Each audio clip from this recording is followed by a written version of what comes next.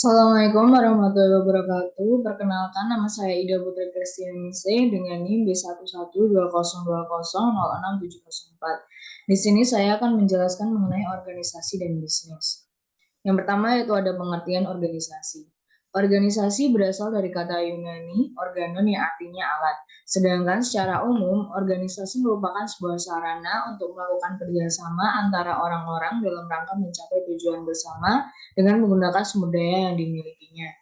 Organisasi mencakup dua segi, yaitu organisasi sebagai wadah, lembaga, atau kelompok fungsional ketika proses manajemen berlangsung.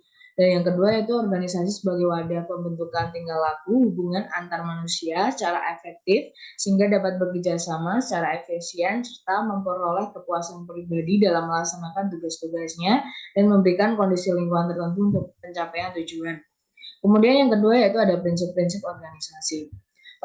Organisasi harus mempunyai tujuan yang jelas, memiliki prinsip skala hierarki, memiliki prinsip kesatuan perintah, pendelegasian wewenang, pertanggungjawaban, pembagian pekerjaan, keseimbangan, fleksibilitas, serta kepemimpinan. Kemudian yang ketiga ada bentuk organisasi.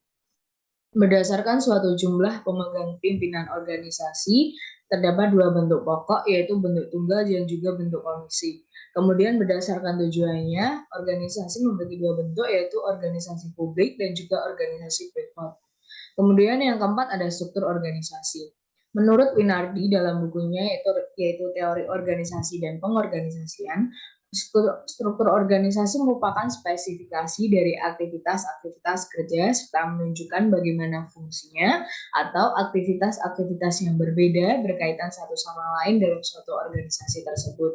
Sedangkan menurut Robbins dalam bukunya Teori Organisasi, struktur organisasi mendefinisikan cara tugas pekerjaan yang dibagi, dikelompokkan, dan juga dikoordinasikan secara formal.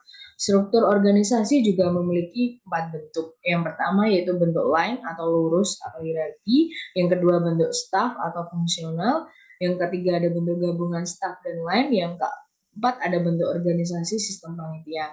Kemudian di sini saya mengambil contoh struktur organisasi dari PT Telkom Tbk, di mana perusahaan tersebut merupakan perusahaan operator telekomunikasi seluler GSM pertama di Indonesia dengan layanan pasca bayar kartu Halo yang diluncurkan pada tanggal 26 Mei 1995, di mana saham Telkom dimiliki oleh Telkom Indonesia sebesar 65% dan sisanya oleh Sintel sebesar 35%.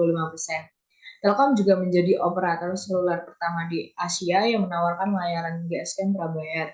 Telkom juga menyediakan beberapa layanan yaitu Infocom, telepon tidak bergerak kabel yaitu fixed wireless line, telepon tidak bergerak nirkabel fixed wireless, layanan telepon seluler, data dan internet, serta jaringan dan interkoneksi baik secara langsung maupun melalui anak perusahaan.